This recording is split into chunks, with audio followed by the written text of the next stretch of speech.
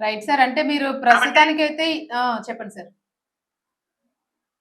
ఈయనకి ప్రజల పట్ల బాధ్యత లేదు, హ్మ్. అవగాహన లేదు. ముఖ్యంగా చిత్తశుద్ధి లేదంటారు. చిత్త చిత్తశుద్ధి కూడా లేదు. హ్మ్.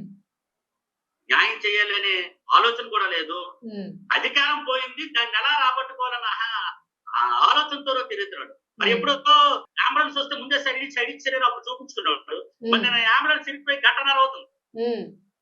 ఎందుకు సైడ్ అవ్వలేదు? అదే గదా సార్. మరి అంబులెన్స్ ఇరుక్కుపోయి పేషెంట్‌కి ఏదైనా జరిగితే పరిస్థితి ఏంటి మరి? కారు కింద ఒకరు చచ్చిపోతేనే అలా మీదకెక్కించేసాడు. ఎందుకొచ్చింది? హ్మ్. ఆ కేసు ఇంకా ఉంది గదా! అవును. ఆ! కనీసం ఆయన పరామర్శించరు. ఇప్పుడు ఇంకొకళ్ళు చచ్చిపోయినోళ్ళు పరామర్శించడానికెళ్ళి ఒకడిని చంపేశారు. హ్మ్. సో దాన్ని ఇప్పుడు జగన్మోహన్ రెడ్డి అధికారం కోసం అప్పుడే అధికారం లేకపోతే ఆయన ఉండలేడు. హ్మ్. కాబట్టి అధికారం కోసం మాఫియాను తయారు చేస్తాడు.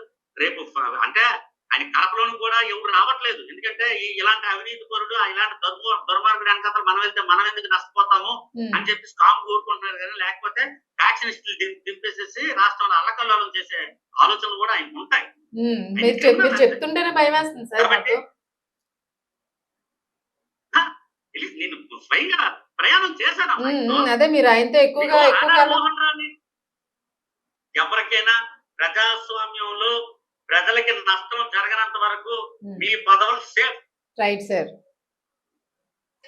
ఆ మెడికల్ కాలేజీలు ఎలా రన్ చేయాలనుకుంటున్నారు? ఒక హ్మ్. 5,000 కోట్లు, 6,000 కోట్లు ఒక్కసారి పునః పరిశీలన చేసుకోవాలి రాష్ట్ర గవర్నమెంట్ కూడా.